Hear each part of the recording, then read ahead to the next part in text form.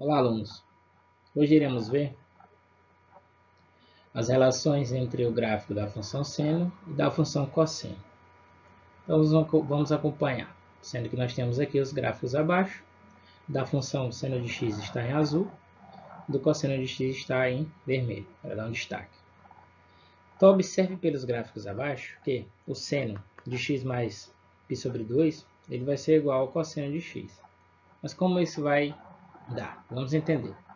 Se nós atribuirmos aqui para x π sobre 2, quando a gente somar aqui com π sobre 2, nós ficaremos aqui com o seno de π. Quanto é que vale o seno de π? Vocês podem conferir na página 26, que o seno de π ele vai ser igual a zero.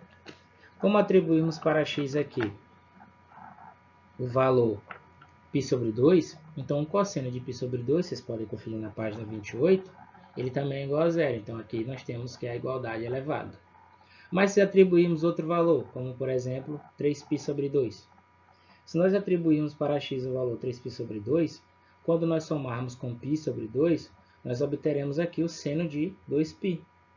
Quanto equivale o seno de 2π, que vocês podem conferir também na página 26? O seno de 2π ele vai ser igual a zero. E o cosseno de x, que nós atribuímos aqui o valor de x como sendo 3π sobre 2, o cosseno de 3π sobre 2, confere lá na página 28, ele vai ser igual a zero. Então, desse modo, o gráfico da função cosseno ele vai ser congruente ao gráfico da função seno. Porém, esse gráfico da função cosseno ele vai ser transladado π sobre 2 unidades para a esquerda. Como isso? Vamos observar. Em azul aqui nós temos o gráfico da função seno, em vermelho o gráfico da função cosseno.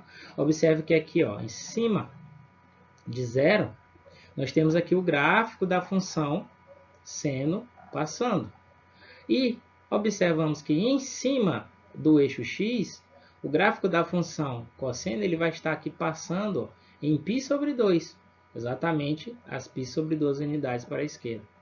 Observe novamente que no mesmo ponto que vai passar o gráfico da função seno, em π sobre 2 unidades vai estar passando o gráfico da função cosseno. E assim a gente pode olhar também para este ponto, e para este ponto, ó, de π sobre 2 até π, vamos estar andando novamente π sobre 2 unidades para a esquerda. Então é uma translação em cima do eixo x. O que mais que a gente pode observar em relação a esses dois gráficos, da função seno e da função cosseno? Em relação ao crescimento e o decrescimento. Quando que o seno de x vai ser crescente? Quando que o seno dessa função vai ser decrescente? Então vamos observar aqui o ponto A e o ponto B. Observe que nós temos aqui um crescimento dessa função, ou seja, no intervalo de menos π sobre 2 até π sobre 2, que equivale exatamente ao ponto A e o ponto B, nós observamos aqui, ó, π sobre 2 e menos π sobre 2, nós temos aqui um crescimento dessa função. De B até C, aqui nós já temos um decrescimento dessa função, ou seja, ela vai ser decrescente de π sobre 2, neste intervalo, ó, até 3π sobre 2, que nós observamos aqui, que equivale ao ponto C. E assim isso vai seguindo em toda a nossa curva, que chamamos de senoide.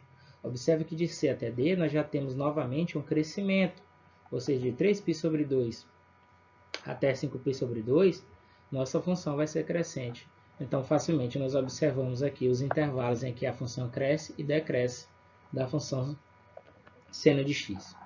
Em relação ao cosseno de x, vamos observar aqui o ponto I até J. Observamos aqui que nós temos um crescimento, ou seja, do intervalo aqui de menos π até 2π. Por que é 2π? Porque aqui é a origem e o final da volta da circunferência. Então, de menos π até 2π, a nossa função ela cresce.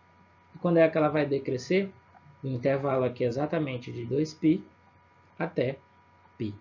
Então, ela cresce aqui neste intervalo, ela decresce neste intervalo, ela cresce novamente de π até 2π, e de 2π até 3π, ela cai novamente, ela decresce.